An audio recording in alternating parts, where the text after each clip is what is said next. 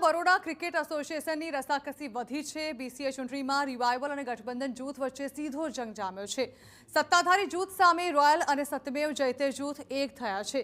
રાજા સમરજીતસિંહ ગાયકવાડ નવા જૂથ સાથે મેદાનમાં છે। રોયલ અને સત્યમેવ જયતે જૂથની સંયુક્ત પ્રેસ કોન્ફરન્સ યોજાઈ।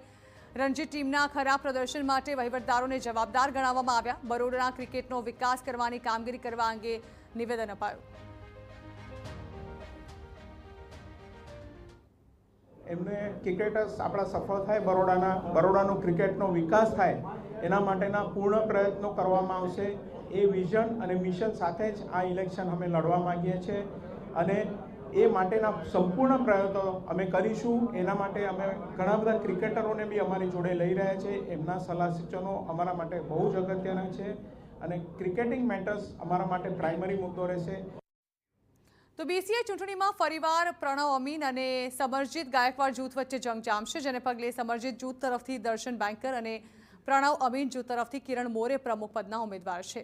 ત્યારે સત્તામાં આવીને અનુભવી સભ્યો લાવવા અને નવા સભ્યો ઉમેરવા અંગે પણ સમરજીતસિંહ ગાયકવાડે નિવેદન આપ્યું છે।